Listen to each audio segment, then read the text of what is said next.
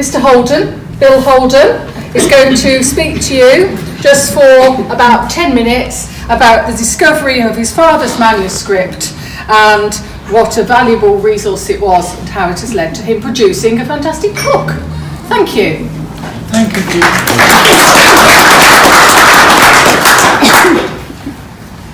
10 minutes, I don't know how you can do it. Impossible. So I describe how I found the manuscript by accident. My father died in 1989. He left behind his estate to myself and my sister, and my part of the estate was a bureau. And in that bureau I found Father's memoirs. Not the memoirs that we are discussing this evening or talking about, but general photographs and the stuff that we all collect about the family. But several years after his death, while sorting through this bookcase, I found the manuscript which, with a note on the manuscript asking one of the grandchildren if they could to publish it. Well, I knew the grandchildren had no experience of Barnsley Hall, and I did have that experience, so I thought I was the better person to publish it. Father had gone to the precaution of changing the name of the hospital, the location of the hospital, the people's names in the hospital, absolutely everything to camouflage where it actually was. So my first duty was to change all the names of major people in the story to the correct names, and then to check that any patients weren't correct as far as I knew. And he left behind a little book with the correct patients' names and the fictitious patients' names. So it took a lot of ironing out to hopefully get rid of anything that could be contentious. Next thing was to get the manuscript deciphered. It was in Father's copperplate hand, which I personally found almost impossible to read. Suffering from dyslexia as well didn't help. So I gave it to my secretary at that time, and about half a dozen secretaries later, and about 5 years, 6 years, 10 years, I don't know, these secretaries kept on filling in bits and bits and bits of this manuscript, and I forgot about it. And then we entered the computer age. I got involved with that and had a secretary that operated the computer and blah de blah, and eventually I learned how to operate the computer myself. During a search for something entirely different, I found a file entitled Asylum. So I opened it, and there was my father's manuscript, all typed up, crack on, and I could read it at last. And as I started to read it, I realized my father was more than a nice man. He was more than a good artist. He was a human being capable of writing a description of what he saw accurately. And I thought, people ought to be able to read this. So I'm going to publish it, but I couldn't find a publisher, so I had to publish it myself. And you people will hopefully spread the word, and we might sell a few books. Hopefully. The search, how am I doing? 4 minutes 15.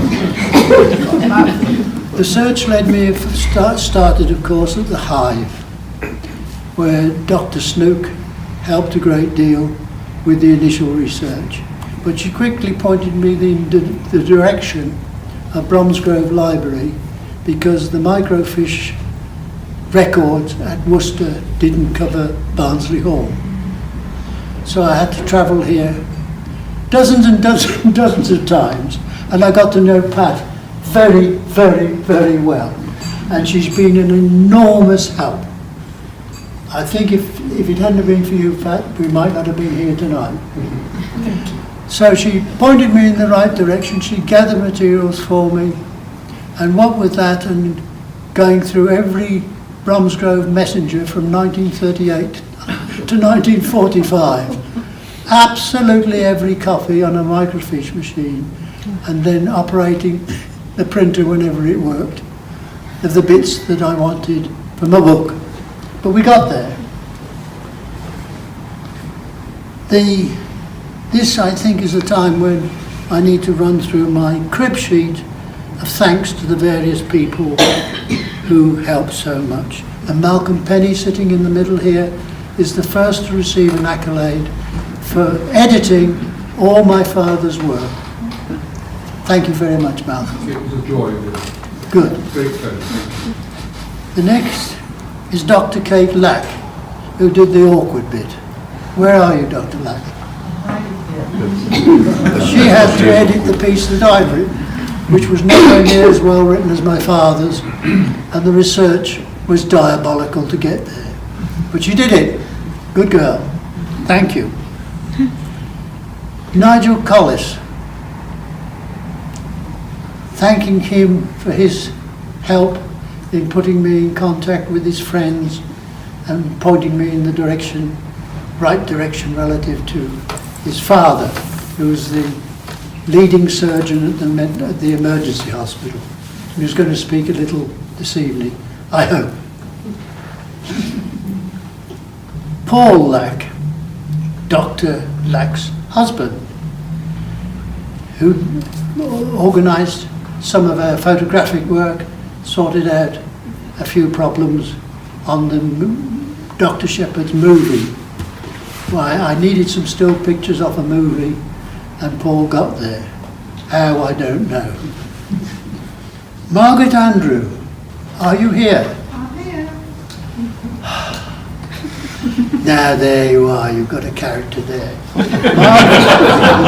Margaret Andrew worked at the Barnsley Hall for most of her working life and spent almost the entire period in the emergency hospital when it became a children's hospital and became Lee Hall Colony. Not Lee Hall Colony, Lee Colony. Let's get this straight. And her record of what was going on there was the only record I could find of the emergency hospital's use from the end of the war until it closed. When did it close, you remind me? 1991. So as an emergency hospital, it had treated 30,000 military patients. God knows how many children it served. But it was serving children a lot longer than its army use. Jean Walker had to turn up. Jean Walker, her husband, a Barbadian natural, worked at Barnsley Hall, and she was so enamoured by the architecture she'd seen there that she put on an exhibition shortly before the hospital was demolished. And the exhibition material that she'd found in the debris, she kept when her husband eventually retired and went back to Barbados. And at least 35% of my book's research has come from Barbados. And Jean, her best friend's here this evening. Where are you, Jean's best friend? At the back there. Anthony Evans, the brilliant photographer that could make any photograph work, and has done so. Thank you very much, Anthony. Grant Shepherd, who's going to speak to us this evening. Where are you, Grant? Grant's the grandson of Dr. Shepherd. So, very important man, Grant Shepherd. And he's hopefully going to say something for us. Pat Tansel. I bow to you. Thank you very, very much. Karen Wallace, for her enthusiastic reception of my inquiries at the time of her mother's desperate illness in Spain. You led me in the right direction, for which I thank you. John Weston couldn't get here this evening, but he was the person I first spoke to. He was the chairman of the Bromsgrove Historic Society at the time, and he led me to various addresses that I used and enabled me to write the book. Dr. Lisa Snook is not here, but she's the lady at the Hive who helped me in the initial stages. Now, the last thank you note for a person I've never met. His name's Peter John, group editor of the News Quest Midlands. I wrote to him asking him for permission to publish the photographs and data that I dug up out of the Bromsgrove Messenger in all those years of research.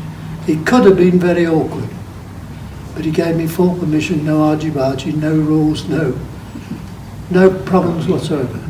So although he's not here tonight, we owe him a great deal of thanks.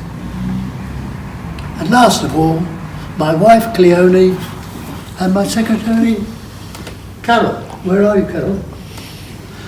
Carol at the back there, thank you very, very much. Mummy at the front here, thank you very much. Now I've overrun by how much? 1 minute 22. Because we were just a little late starting, so I gave you some leeway. Thank you. Spot on. Can I sit down? You can.